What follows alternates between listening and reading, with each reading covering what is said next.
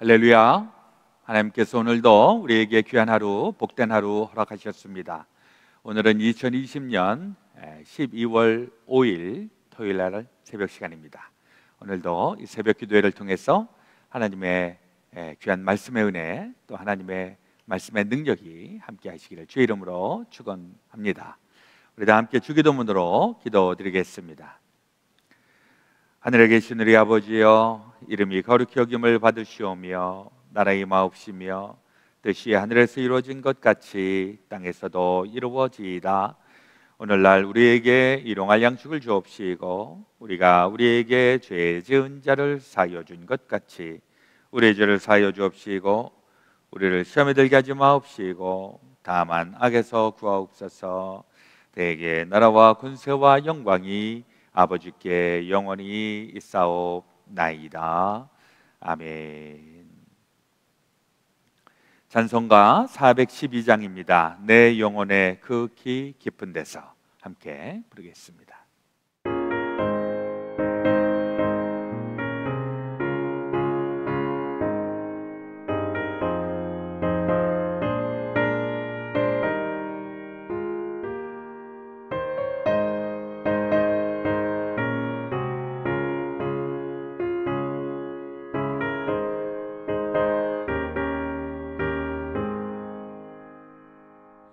내 영혼의 극히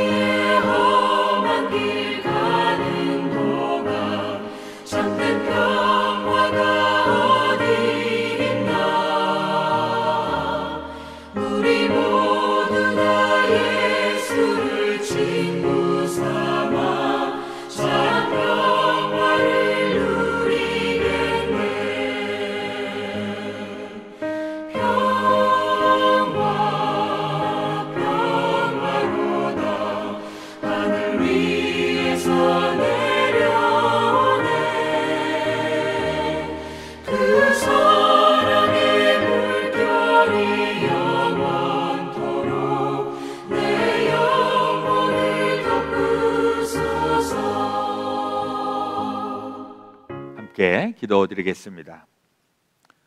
이 예언의 말씀을 읽는 자와 듣는 자와 그 가운데 기록된 것을 지키는 자는 복이 있나니 때가 가까움이라.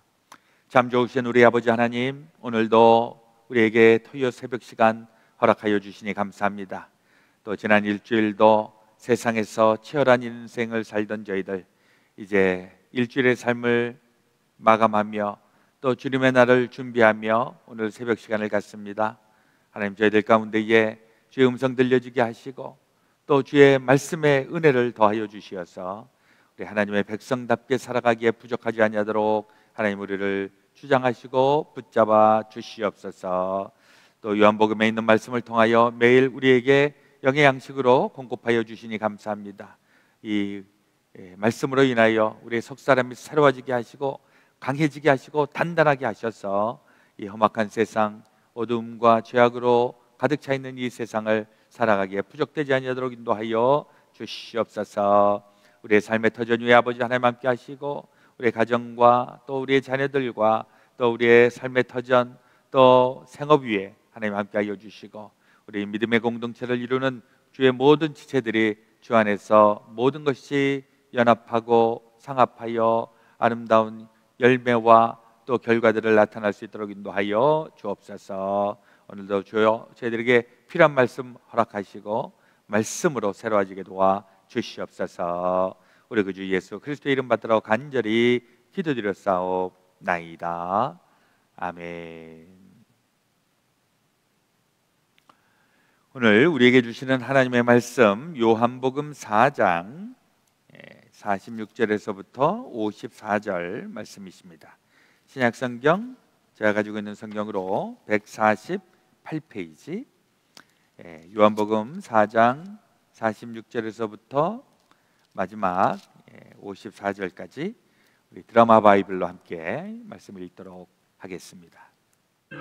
예수께서 다시 갈릴리 가나에 이르시니 전에 물로 포도주를 만드신 곳이라. 왕의 신하가 있어 그의 아들이 가버나움에서 병들었더니 그가 예수께서 유대로부터 갈릴리로 오셨다는 것을 듣고 가서 청하되 내려오셔서 내 아들의 병을 고쳐주소서 하니 그가 거의 죽게 되었습니다. 너희는 표적과 기사를 보지 못하면 도무지 믿지 아니하리라. 주여, 내 아이가 죽기 전에 내려오소서. 가라, 내 아들이 살아있다. 그 사람이 예수께서 하신 말씀을 믿고 가더니 내려가는 길에서 그 종들이 오다가 만나서 아이가 살아있다 하거늘 그 낳기 시작한 때를 물은즉 어제 7시에 열기가 떨어졌나이다. 그의 아버지가 예수께서 내 아들이 살아있다 말씀하신 그때인 줄 알고 자기와 그 온 집안이 다 믿으니라. 이것은 예수께서 유대에서 갈릴리로 오신 후에 행하신 두 번째 표적이니라. 오늘 우리에게 주시는 하나님의 말씀이십니다. 이제 벌써 12월 5일입니다. 12월 맞자 우리가 이제 시작이 되면서 이제 마지막까지 우리 유정의 미를 잘 거둘 수 있게 되시기를 바랍니다. 우리 지난 10월, 11월은 예레미야서 또 예레미야 애가의 말씀으로 우리 말씀 묵상을 하였는데요. 이제 12월 달에는 요한복음에 있는 말씀으로 우리 매일매일 묵상을 하도록 하겠습니다. 이제 벌써 1, 2, 3장 다 읽고 이제 오늘은 4장을 대하게 되겠습니다.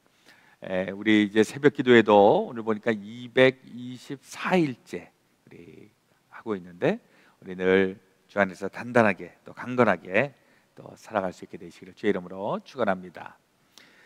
요한복음 4장은 오늘 그 본문에 있는 내용은 왕의 신하의 아들을 고친 그런 대목이 나옵니다. 요 앞에 대목은 그 예수님께서 사마리아에 가셨을 때 그 사마리아에 어느 여인하고 있었던 에피소드이죠. 예수님이 갈증이 나서 그 사마리아 우물가에서 그 물을 깃던 여인에게 물을 달라고 하시면서 이제 대화가 시작이 되었고, 이 사마리아 여인이 유대 남자가 어떻게 이 벌건 대낮에 사마리아 여자에게 물을 달라고 할 수 있는가, 굉장히 언유절하다. 왜냐하면 그 당시에 이 사마리아하고 유대하고는 아주 원수지간입니다. 그래서 상종하지도 않고 대화는 뭐 말도 안 뭐 전혀 얘기 안 하고 못 본 척하고 지나가는 이런 사이였었는데, 지금 예수님이 사마리아에 간 것도 굉장히 좀 특별하고, 그리고 그 사마리아에서 물을 달라고 했던 그 이야기도 굉장히 낯선 이야기인 것이죠. 그러나 이제 그 이야기의 결론, 우리가 다 알고 있는 내용인데, 그 사마리아 여인은 문제가 있었던 여인이죠. 가정에 문제가 있고 삶이 복잡하고, 그래서 그것으로 인하여 삶에 아주 무게가 있고 스트레스가 있고 있던 이 여인. 그러나 예수님을 만나서 몇 마디 대화를 하다 보니까 이 예수님이 그냥 보통 유대 남자가 아니라 뭔가 좀 독특한 분, 하나님의 예언자 같은 이런 느낌을 갖게 되면서 자기의 문제를 하나씩 내놓는 것이죠. 그래서 결국 이 여인이 가지고 있었던 삶의 무거운 그런 짐들을 예수님으로 인하여서 해결받는 이러한 에피소드가 나타나게 됩니다. 그리고 이제 예배에 대한 문제가, 요즘 우리 코로나 바이러스 시대에 도대체 어떤 예배가 참된 예배인가 많은 그런 대화를 하고 있는데, 그때 이제 예수님이 하셨던 말씀이 4장 23절에 아버지께 참되게 예배하는 자들은 영과 진리로 예배할 때가 오나니 곧 이때라. 아버지께서는 자기에게 이렇게 예배하는 자들을 찾으시느니라.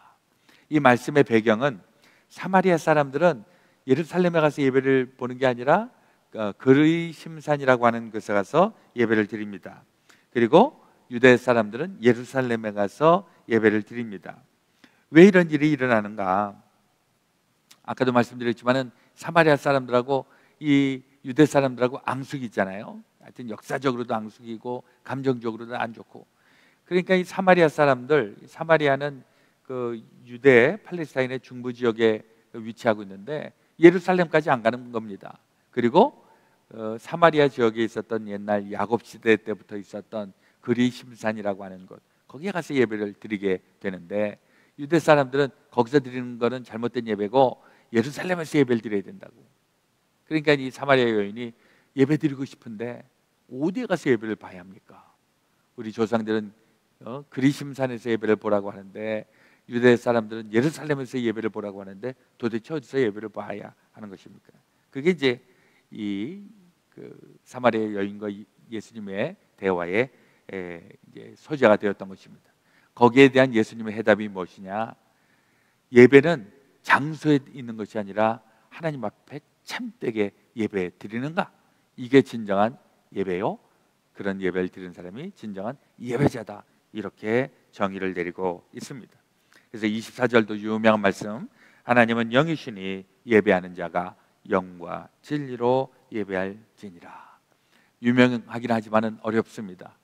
예배하는 자가 영과 진리로 예배를 드려야 된다. 이게 도대체 무슨 얘기일까요? 옛날 우리 구약 개역 한글에서는 신령과 진정으로 예배드려야 된다. 이 개역 개정에서는 영과 진리로 예배드려야 된다. 이게 무슨 얘기일까요? 하나님 앞에 영으로, 영은 하나님과 교감하는 굉장히 중요한 우리의 감각이니까 영적인 예배를 드려야 된다. 뭐 육적인 예배는 불필요한가? 아니죠. 육적으로도 드려지고, 그러나 그 육적인 예배, 거기에 영적인 것이 빠지면 안 된다. 육적인 것은 너무나도 당연한 것이고 영적인 예배로 드려야 된다. 그리고 진리로 예배 드려야 된다. 이 진리는 하나님의 진리인 것입니다.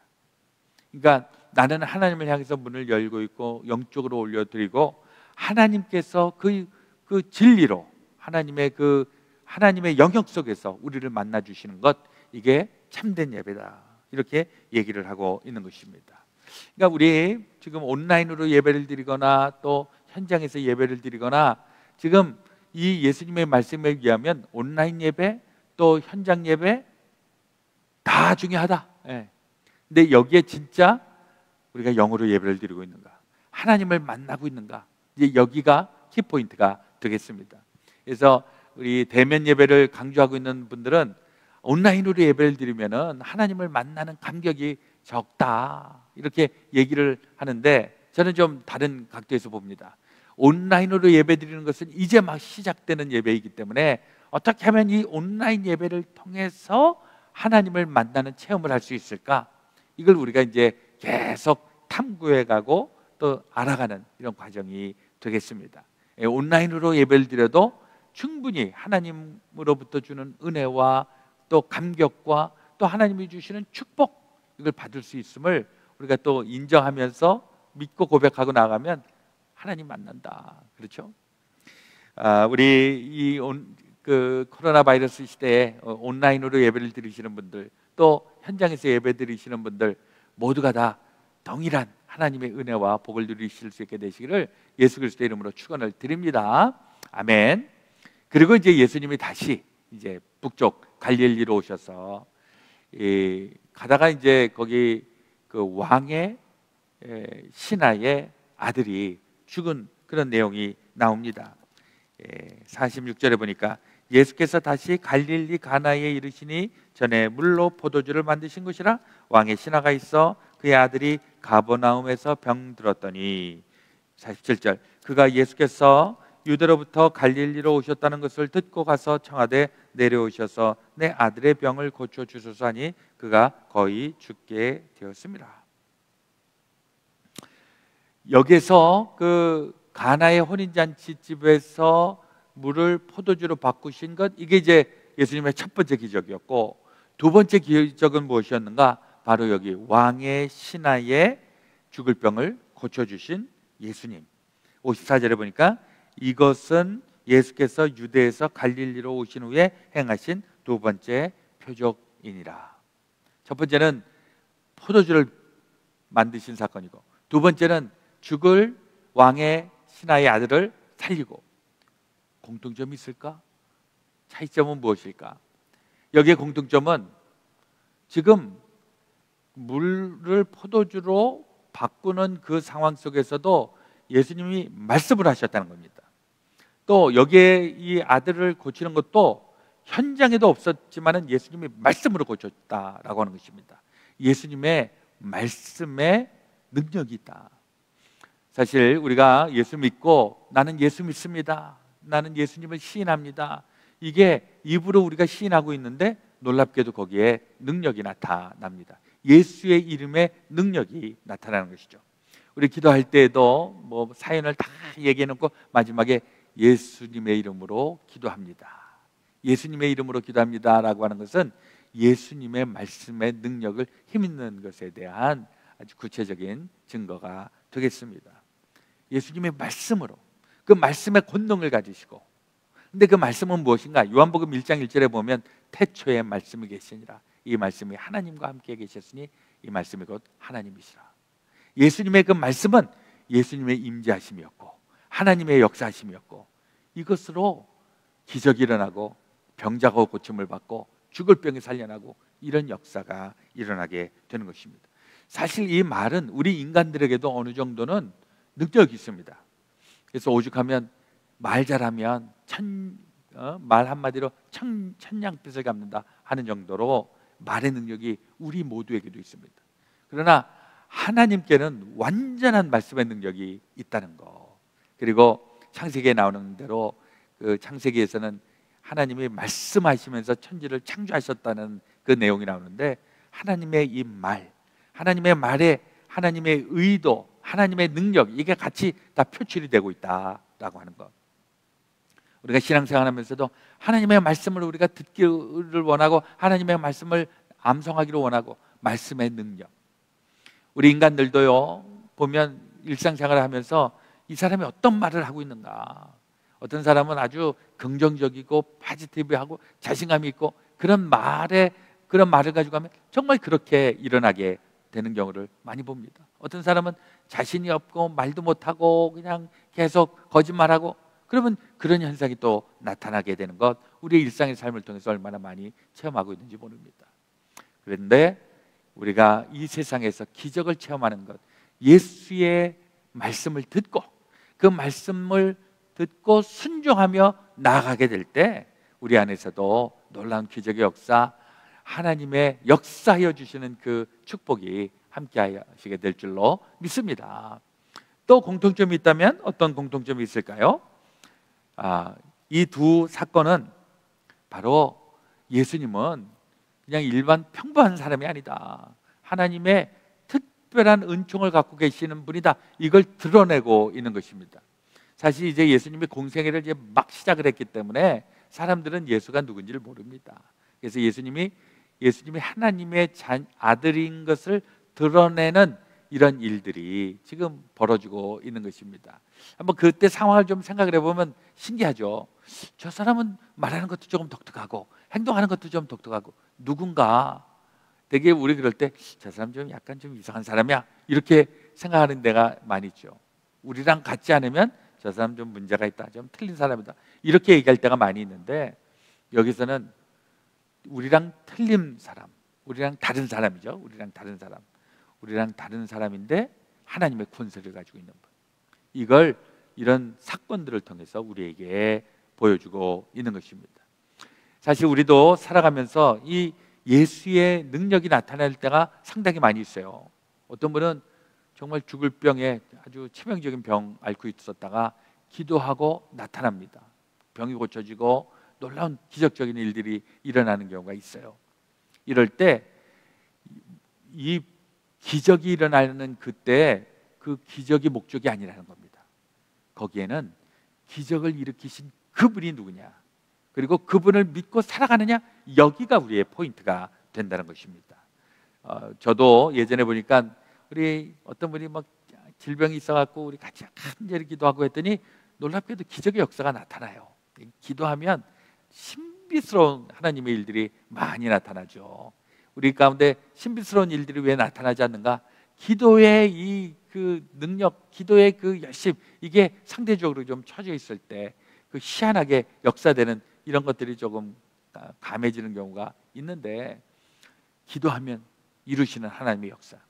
근데 그때도 막 질병도 막 불치병인데도 막 일어나고 막 이런 현상이 나타나는데, 그때 그냥 요즘은 의술이 좋아서 요즘은 약이 좋아서 이렇게 생각하기 쉽다는 얘기입니다. 기적을 일으키면 이 기적을 일으키시고 나를 살리시고 하신 분이 예수님이신데, 주님이 역사하셨는데 이걸 잊어버리고 살 때가 얼마나 많이 있는가. 이 두 사건을 통해서 우리에게 확실하게 보여주고 있는 것입니다. 질병이 낫고 또 놀라운 기적의 역사가 일어나고 변화가 일어나고, 이건 하나님이 하시는 것이다. 그걸 선포하고 인정하고 믿고 나가는 사람들은 여전히 그런 비슷한 놀라운 기적의 역사들을 또 체험하면서 살아가게 되는 것입니다. 그런 사람들은 예수의 사람 되는 것이고, 예수의 기적을 체험하면서 한평생을 살아가는 그런 믿음의 사람이 된다는 것 기억하시면서, 우리 일상의 삶 속에서도 우리 주님은 멀리 계시지 않습니다. 생각보다 가까이 계십니다. 그 주님과 늘 끊임없는 교제와 관계를 통해서 기적을 맛보시고, 또 그 기적을 통해서 하나님의 영광을 누릴 수 있는 저와 여러분들 다 되어 주시기를 우리 주 예수 그리스도의 이름으로 축원합니다. 아멘. 기도하겠습니다. 하나님, 우리 아버지, 오늘 주신 말씀 마음에 되새기며 2000년 전 유대 땅에 있었던 그 놀라운 일들, 그것이 그때만 일어나는 것이 아니라 오늘날 우리 가운데도 많이 일어나고 있지만 우리가 인지하지 못하고 인정하지 못하여서 그냥 지나갈 때가 얼마나 많이 있었는지, 그러나 이제 우리 영적으로 민감하여져서 하나님께서 이루시는 그 놀라운 신비로운 일들에 저희들 목격자 되게 하시고, 또 그것에 대한 또 증언, 많은 사람들에게 그 예수 그리스도의 생명의 능력의 역사들을 전파하는 주님의 복음 증거자들 우리 모두 다 되게 하여 주시옵소서. 우리 그 주 예수 그리스도의 이름으로 기도드렸사옵나이다. 아멘. 교회 소식을 잠깐 나누고 또 기도 제목을 나누도록 하겠습니다. 우리 내일은 강림절 두 번째 주일입니다. 이제 강림절 4주를 지나면 우리 성탄주일을 맞이하게 되겠습니다.